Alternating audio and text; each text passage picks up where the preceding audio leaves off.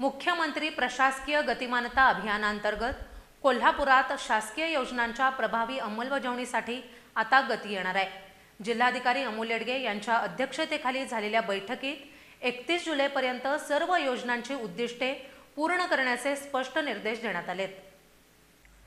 जिल्ह्यातील सर्व शासकीय योजना आणि सेवा विहित कालमर्यादेत तसंच मानक कार्यप्रणालीनुसार नागरिकांपर्यंत पोहोचवण्यासाठी जिल्हाधिकारी अमोल येडगे यांच्या अध्यक्षतेखाली आज एक महत्त्वपूर्ण आढावा बैठक पार पडली।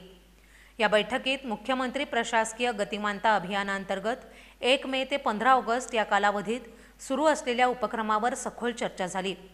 प्रलंबित कामांना गती देणं, योजनांचे फायदे जलद आणि पारदर्शक पद्धतीनं नागरिकांपर्यंत पोहोचवणं आणि प्रशासनाच्या कार्यक्षमतेत वाढ करणं हा या अभियानाचा उद्देश आहे।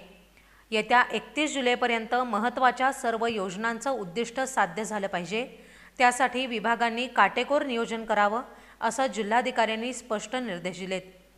बैठकीत महसूल, नगर परिषद, जिल्हा परिषद, महानगरपालिका, कृषी, वाहतूक, आरोग्य, पोलीस, वन आदी विभागांचा सविस्तर आढावा घेण्यात आला। डॅशबोर्ड प्रणालीवर सर्व प्रगती नियमित नोंदवावी असा आदेशही देण्यात आलाय। कृषी विभागासाठी प्रधानमंत्री सूक्ष्म अन्न प्रक्रिया योजनांतर्गत 500 लाभार्थ्यांची निवड आणि माती परीक्षण प्रमाणपत्रांचं वेळेत वितरण करण्याचे निर्देश देण्यात आलेत। वाहतूक विभागाला शहरात एकसमान माहिती फलक लावण्याच्या सूचना दिल्यात। महिलांच्या सुरक्षिततेसाठीही स्वतंत्र कार्ययोजना राबवण्याचे आदेश देण्यात आलेत।